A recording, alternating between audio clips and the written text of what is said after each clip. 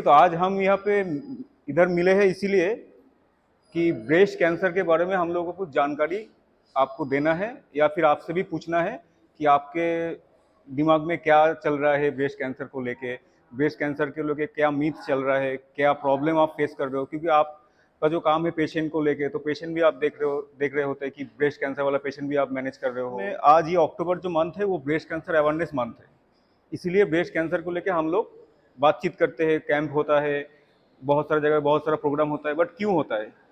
क्योंकि breast cancer ऐसा एक बीमारी है जो कैंसर में जो फीमेल है उसमें सबसे ज़्यादा एक नंबर का जो कैंसर है वो ब्रेस्ट कैंसर है। पहले सर्वाइकल कैंसर जो होता था, अभी उसको आगे जाके ब्रेस्ट कैंसर नंबर 1 पे आ गया है। हम लोग देखें कि चैलेंज क्या है कि इंडिया में बहुत बढ़ रहा है ब्रेस्ट कैंसर। और अभी जैसे बोला कि नंबर 1 है फीमेल जो पेशेंट है उसके कैंसर के हिसाब से। दूसरा है कि वेस्टर्न कंट्रीज, मतलब जो यूरोपियन कंट्री या फिर अमेरिकन जो कंट्री है, उसमें जितना एज में ब्रेस्ट कैंसर चालू होता है, हम लोगों के इधर पर ब्रेस्ट कैंसर उससे कम एज में होता है। तो इधर इंसिडेंस, मतलब जो ब्रेस्ट कैंसर का होने वाला जो रेट है वो जो कम उम्र में होता है, लाइक 30s 40s, इस उम्र में भी ज़्यादा होता है। ऐसा नहीं कि ब्रेस्ट कैंसर जो है वो जो बुजुर्गों का होता है 60 के ऊपर ही होगा, 15 साल में नहीं होगा। मैंने खुद ट्रीटमेंट किया है, उसका 20 साल 22 ईयर्स ऐसा भी पेशेंट को हम लोग ट्रीटमेंट किया है। और इसके लिए अर्जेंट नीड है कि हम लोग को अवेयरनेस होना चाहिए, हम लोग को जानना चाहिए कि ब्रेस्ट कैंसर क्या है, उसका सिम्टम क्या है, उसके छुपे हुए कुछ कुछ प्रॉब्लम है जो हम लोग नज़रअंदाज करते हैं कि इसको ठीक है, कोई प्रॉब्लम नहीं है, गांठ है, ठीक है, दर्द नहीं हो रहा है। तो ये लेके आज हम बातचीत करेंगे। 2015 में जो ब्रेस्ट कैंसर कितना हो रहा था, उसके बाद 20, 22 एंड 25, तो ये धीरे धीरे बढ़ रहा है। दूसरा है कि ये देखा गया है कि जितना भी हम लोग ने स्टडी किया है कि अर्बन जैसे सिटी में ब्रेस्ट कैंसर का इंसिडेंस बहुत ज़्यादा है रिलेटेड टू गांव में। बट गांव का प्रॉब्लम दूसरा है। गांव में क्या होता है कि जो मरीज होता है, बुजुर्ग हो या ना हो, उनको जो घर में जो काम, उसका सोशल प्रॉब्लम की ब्रेस्ट में प्रॉब्लम है, डॉक्टर दिखाए ना दिखाए, किसी को बोले ना बोले, इसके हर आगे ये रहता है कि उसको ठीक है अभी तो दर्द नहीं हो रहा है, अब बाद में जाएंगे। तो इसी कारण अभी भी हम लोग के पास 10 पेशेंट आता है तो उसमें से 6-7 पेशेंट को ऐसा होता है कि वो काफ़ी एडवांस स्टेज में ब्रेस्ट कैंसर लेके आते हैं, छोटा स्टेज में नहीं आते। तो ये दौरान में हम देखेंगे कि जितना आगे हम लेके आ सकते हैं उसका ट्रीटमेंट भी हम अच्छे से कर सकते हैं। जैसे मैं बताया एज पैटर्न, इंडियन वुमेन जो है वो यंगर एज, मतलब कम उम्र में ज़्यादा होता है। ये देखा गया कि 15 से 40 साल में 100 में ऑलमोस्ट 28, मतलब 100 में से 28, जो 100 कैंसर पेशेंट है ब्रेस्ट कैंसर, उसमें जो 28 पेशेंट है उसका उम्र 15 से 40 के अंदर है। तो मतलब ये बाकी जो वेस्टर्न कंट्रीज है उसमें से ये थोड़ा ज़्यादा है। और दूसरा है कि उसको वेस्टर्न कंट्रीज पे वो जो परसेंटेज है 100 में से 10-15 है, तो ऑलमोस्ट डबल के भी ज़्यादा रहता है। तो ये जो 40 to 64 ईयर्स है, ये 40 to 64 ईयर्स में इंडिया में सबसे ज़्यादा भी ऐसा ही है कि जो बुजुर्ग होता है उसका ब्रेस्ट कैंसर का चांसेस, बट वो ट्रेंड धीरे धीरे चेंज हो रहा है। वो हम लोग अभी जो देख रहे हैं काफ़ी यंग पेशेंट को भी हम लोग देख रहे हैं कि ब्रेस्ट कैंसर हो रहा है। तो वो एज डिस्ट्रीब्यूशन चेंज हो रहा है। अगर हम देखें कि ब्रेस्ट कैंसर में कितना परसेंटेज ऑफ पेशेंट को जीवन में हानि होता है, मतलब मोर्टालिटी होता है, मर जाते हैं, तो उसमें भी इंडिया मोर्टालिटी रेट अलार्मिंग है। इसका एक मेन वजह है कि लेट प्रेजेंटेशन होता है। जो मैं बोलने की कोशिश कर रहा था कि कोई भी जो फीमेल है उसका जब भी कोई गांठ होता है, कोई भी ब्रेस्ट में कोई लंप होता है, उसको नज़रअंदाज करते हैं कि ठीक है अभी कुछ प्रॉब्लम नहीं हो रहा है, हम बाद में जाएंगे। तो लेट प्रेजेंटेशन के लिए होता है। दूसरा कल्चरल फैक्टर से कि ब्रेस्ट है, एग्जामिनेशन के लिए अभी भी इधर भी पेशेंट आता है, उसको एग्जामिनेशन करने के लिए बहुत कन्विंस करना पड़ता है कि मुझे नहीं देखेंगे तो आपको ट्रीटमेंट कैसे करें। आप लोगों को क्या लगता है कि ब्रेस्ट कैंसर पेन से चालू होता है, दर्द से चालू होता है? हाँ, गठन है। तो गठन में जो देखा गया है कि मेजोरिटी, मतलब इनिशियली कोई भी पेशेंट का दर्द नहीं होता है। तो बहुत सारे लोग ऐसे सोचते हैं कि दर्द नहीं हो रहा है तो अभी बाद में जाएंगे, बाद में दिखाएंगे। तो 70 to 80% के ऊपर ही है कि पेशेंट का कोई पेन नहीं होता है।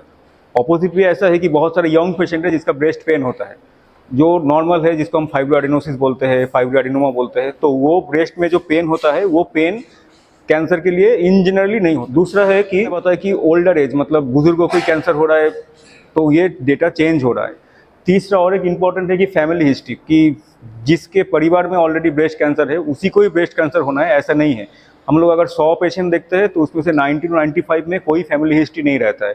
तो 5 से 10% रहता है कि उसके फैमिली में हिस्ट्री में कोई है, उसका मम्मी को हुआ है कि उसका बहन को हुआ। इम्पोर्टेंट है। तीसरा जो इंपॉर्टेंट है कि ब्रेसियर या ब्रा पहनने से ब्रेस्ट कैंसर होता है, ऐसा कोई एविडेंस नहीं है। सेम ऐसा ही है कि डिओड्रेंट्स जो हम लोग यूज़ करते हैं उसमें भी कैंसर बहुत सारा, अभी इतना ज़्यादा इन्फ्लुएंसर आ गया है, यूट्यूब आ गया कि कोई बोल रहा है कि डिओड्रेंट यूज़ करने से कैंसर हो रहा है। तो ऐसा कुछ स्टडी नहीं है, डिपेंड कर रहा है कि क्या स्टडी हुआ है, उसके लिए क्या क्या रिसर्च हुआ है, रिसर्च का रिजल्ट क्या आया है, उसके हिसाब से हम लोग को ट्रीटमेंट करते हैं। इसको बोलते हैं एविडेंस बेस्ड मेडिसिन, मतलब जो एविडेंस जो हम लोग के पास मौजूदा तथ्य है उसके हिसाब से हमको ट्रीटमेंट करना पड़ता है। मुझे क्या लग रहा है वो उतना इम्पोर्टेंट नहीं है, अगर उसमें ऑलरेडी कोई गाइडलाइन है, कोई रिजल्ट है, इसके हिसाब से। और एक इम्पॉर्टेंट चीज़ है ब्रेस्ट फीडिंग, कैंसर प्रिवेंशन कर सकता है। हाँ, इसमें एक रिडक्शन का पावर रहता है, अगर कोई ब्रेस्ट फीड करते हैं बच्चे को तो उसमें कैंसर का चांसेस कम होता है, बट वो एलिमिनेट नहीं करते, मतलब उसे पूरी तरह से हटा देंगे ऐसा नहीं है। बट डेफिनेटली हाँ,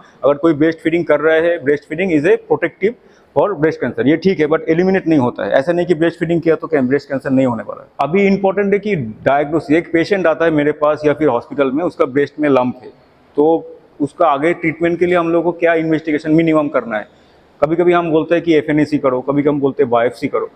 तो ब्रेस्ट अगर कैंसर है तो उसको इम्पोर्टेंट ये है कि खाली एफएनएसी से हम लोग को ट्रीटमेंट नहीं कर सकते, क्योंकि अभी जैसे 1980 से बढ़ के अभी का जो 2025 है उसमें से एफएनएसी से खाली पता चलता है कि इसमें कैंसर है, कैंसर नहीं है।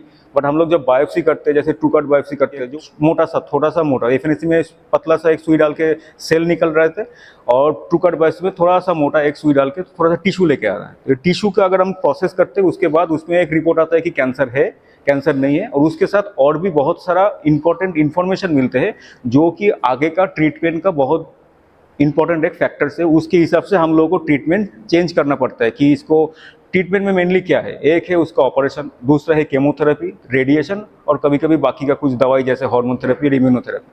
तो ये अगर तीन हम लोग को देखते हैं कि ऑपरेशन, केमोथेरेपी और रेडियोथेरेपी, तो इसका कॉम्बिनेशन कैसे होगा, पहले ऑपरेशन करना है, पहले केमो देना है, या फिर ऑपरेशन के बाद केमो देना है। तो ये डिसीजन लेने के लिए ये ट्रू कट बायोप्सी व कोन ड्रिल जो बायोप्सी है वो बहुत इंपॉर्टेंट है। तो यही दिखाया गया कि जो लाल है वो बायोप्सी का है, तो उसमें सेंसिटिविटी, मतलब ये सब डिफरेंट मार्कर है कि कैसे हम लोग उसको पता चले कि एफएनएसी से ये अच्छा है कि एफएनएसी से ये कम है। तो कोई भी आप पैरामीटर देखते हैं तो उसमें biopsy is far better than FNAC. तो एफएनएसी के बेसिस पे हम लोग ट्रीटमेंट नहीं कर सकते। और दूसरा है, तो पेट सीटी स्कैन में क्या होता है ना, ब्रेस्ट कैंसर में कोई भी अगर ट्यूमर है, नोड है, कुछ भी है, तो वो अपटेक रहता है। तो वो पेट सीटी स्कैन सब पेशेंट के लिए नहीं चाहिए होता है, बट जो हम मेरे पास आते हैं या फिर इधर आते हैं जो लोकली एडवांस, मतलब थोड़ा आगे जा चुका है, एडवांस स्टेज में पेट सीटी स्कैन चाहिए। तो ये इन्वेस्टिगेशन दो इंपॉर्टेंट है। 4 टाइप का ब्रेस्ट कैंसर हो सकता है, एक हार्मोन पॉजिटिव, एक हार्मोन नेगेटिव, एक HER2 पॉजिटिव, एक ट्रिपल नेगेटिव। अगर वो हार्मोन पॉजिटिव होता है, जैसे हार्मोन पॉजिटिव में ऑपरेशन, रेडिएशन के बाद हार्मोन थेरेपी का रोल होता है। जो हार्मोन नेगेटिव होता है उसका हार्मोन थेरेपी का कुछ नहीं है। तो इसीलिए बायोप्सी का बहुत ज़्यादा इंपॉर्टेंस है। और जो इंपॉर्टेंट चीज़ है ब्रेस्ट कैंसर में, एक ही ट्रीटमेंट, जो ऑपरेशन खाली ब्रेस्ट को निकाल देना, मैस्टेक्टोमी अभी बहुत कम हो गया है। ऐसा नहीं कि खाली मैस्टेक्टोमी करना है, ब्रेस्ट जहाँ जिस ब्रेस्ट में कैंसर हो रहा है उसी ब्रेस्ट को हटा देना है, ऐसा नहीं है। ट्रीटमेंट में अभी है कि ब्रेस्ट हम बचा सकते हैं। अगर पेशेंट अर्ली आते हैं, अगर पेशेंट का ब्रेस्ट ट्यूमर छोटा होता है तो उसके हिसाब से हम लोग प्लान कर सकते हैं। तो वहाँ पे पेशेंट आके बोलते हैं कि मुझे ब्रेस्ट बचाना ही है, आपको किसी भी तरह, आपको देखिए पॉसिबल है कि नहीं है। तो ये अवेयरनेस जितना आएंगे, पेशेंट जितना जल्दी आएंगे, तो हम लोग ब्रेस्ट, क्योंकि एक ऑर्गन है कि ये कॉन्फिडेंस का भी ऑर्गन है, हमको ऐसा नहीं कि ब्रेस्ट को निकाल देना है। मैस्टेक्टोमी हाँ, पहले जब कंजर्वेशन मतलब ब्रेस्ट बचा के ऑपरेशन नहीं कर सकते थे तब के लिए ठीक था, बट अभी के लिए 70 to 80% पेशेंट को हम लोग ब्रेस्ट बचा सकते हैं। और ये ब्रेस्ट बचाने और ब्रेस्ट पूरा निकलने में कोई चेंज नहीं है, मतलब ऐसे कि ब्रेस्ट बचा के ऑपरेशन करने के बाद उसको ज़्यादा रिकरेंस, मतलब फिर से वापस आने वाला है, उसको ज़्यादा प्रॉब्लम होने वाला है, ऐसा कुछ नहीं होता है। जितना भी डेटा है, जितना भी हम लोग ने रिसर्च है, उस रिसर्च के आधार पे ये दोनों का रिजल्ट सेम है, ठीक है। तो उस हिसाब से ब्रेस्ट हम बचा सकते हैं। 2-3 सिचुएशन ऐसा होता है जिसमें हम लोग बचा नहीं सकते, तो वो हम बोलते हैं कि हाँ इसमें नहीं बचा सकते, but majority of the patient हम लोग कोशिश कर सकते हैं कि ब्रेस्ट बचाने के लिए। तो नेक्स्ट जो इम्पोर्टेंट है, स्क्रीनिंग। स्क्रीनिंग का मतलब है कि जो कैंसर या फिर कोई भी डिजीज अभी तक नहीं हुआ है, उसका अगर कुछ जांच या फिर कुछ एग्जामिनेशन करके हम लोग पता चल सकता है कि उसका शुरुआत हुआ है कि नहीं हुआ है। वो टेस्ट भी हो सकता है, वो एग्जामिनेशन भी हो सकता है। तो उस हिसाब से ब्रेस्ट में एक इम्पॉर्टेंट है मैमोग्राफी, जो 35 या 40 साल के बाद, कभी कभी बहुत सारा गाइडलाइन है 50 ईयर्स के बाद, ये मैमोग्राफी रूटीनली साल में एक बार करने के लिए बोलते हैं। बट इंडिया में बहुत ज़्यादा पॉपुलेशन है, उतने ज़्यादा मैमोग्राफी सेंटर नहीं है, उस हिसाब से सबको मैमोग्राफी करने पॉसिबिलिटी बहुत कम है। तो एक इम्पॉर्टेंट है कि ब्रेस्ट सेल्फ एग्जामिनेशन, खुद का ब्रेस्ट खुद हम एग्जामिनेशन कर सकते हैं। एंड वो एग्जामिनेशन करने के बाद अगर कहीं पे कुछ प्रॉब्लम लग रहा है तो हम डॉक्टर के पास जा सकते हैं कि मुझे कुछ गठन लग रहा है, मुझे कुछ चेंज लग रहा है। और ये रूटीन प्रैक्टिस करते रहना है, क्योंकि आपका जो ब्रेस्ट है, वो ब्रेस्ट का कंसिस्टेंसी, वो ब्रेस्ट कैसे लग रहा है, वो एक बार एग्जामिनेशन करने से पता नहीं चलता है। तो और उसका कंसिस्टेंसी भी मेंस्ट्रुएशन के साइकिल के साथ चेंज होता है। कभी मेंस्ट्रुएशन के पहले वो थोड़ा भारी होता है, और मेंस्ट्रुएशन होने के बाद वो फिर से नॉर्मल जैसा होता है। तो उस हिसाब से जब भी ब्रेस्ट सेल्फ एग्जामिनेशन करना है तो आइडियली हम लोग बोलते हैं कि मेंस्ट्रुएशन खत्म होने के 7 से 10 दिन बाद, आफ्टर 7 और 10 days, you should have breast self examination. तो उसमें सबसे इम्पोर्टेंट है, अगर घर में कोई बड़ा सा मिरर हो तो उसके सामने अनड्रेस करके आप देख सकते हो कि कोई चेंज लग रहा है कि नहीं लग रहा है। दूसरा है कि आपको पैल्पेट करना है, मतलब एग्जामिनेशन जैसे करते हैं, ठीक है। तो वो बेसिकली ये जो 3 उंगली है, ये 3 उंगली का टिप से नहीं है, मिड पार्ट ऑफ दिस, ये जगह से हम लोग को ब्रेस्ट को पैल्पेट करना है। ये पैल्पेशन का रूल है कि पहले हाथ को ऊपर करना है, तो देखना है कि ये जो आर्म पीट बगल, इसमें कुछ स्वेलिंग लग रहा है कि नहीं लग रहा है, पहले देखना है कि कुछ चेंज हो रहा है नहीं। अगर आप रोज हर महीने एक ही टाइम पे देखते रहोगे तो आपको पता चलेगा कि ये नॉर्मली लग रहा है, नहीं तो कुछ तो चेंज लग रहा है, कहीं पे कुछ इडिमा लग रहा है, कहीं पे कुछ फूला हुआ लग रहा है, कहीं पे लंप लग रहा है। तो ये उसके बाद पैल्पेट करके देखना है कि ब्रेस्ट को कैसे एग्जामिनेशन करना है। हमको ये ब्रेस्ट सेल्फ एग्जामिनेशन करना है। तो ये सेल्फ एग्जामिनेशन मोस्टली जैसे स्क्रीनिंग का टाइम है 35 के ऊपर से, बट मेरे हिसाब से अभी जैसे इंडिया में बहुत नीचे आ रहा है, मतलब 20-25 साल में आ रहा है, तो we should start as early as possible. Self breast examination में कोई हार्म नहीं है, कोई मतलब रेडिएशन एक्सपोजर नहीं है। घर में है जिसका 50 साल हो गया है, उसको अगर पॉसिबल है तो 2 साल में एक बार या फिर 3 साल में एक बार मैमोग्राफी अगर पॉसिबल है तो कर लेना चाहिए, क्योंकि ब्रेस्ट कैंसर बढ़ रहा है। 30 के नीचे 35 इस एज में मैमोग्राफी में डिफिकल्ट ऐसा है कि ब्रेस्ट का जो कंसिस्टेंसी है या फिर डेंसिटी है ज़्यादा रहता है, तो उसमें मैमोग्राफी में पता चलना थोड़ा मुश्किल होता है। इसलिए अगर उस टाइम पे हम लोग अल्ट्रासाउंड करने के लिए बोलते हैं, अगर कुछ प्रॉब्लम है तो। नहीं तो सेल्फ ब्रेस्ट एग्जामिनेशन मेरे हिसाब से काफ़ी है, अप टू 35-40, एंड देन आगे जाके अगर वो मैमोग्राफी करना है।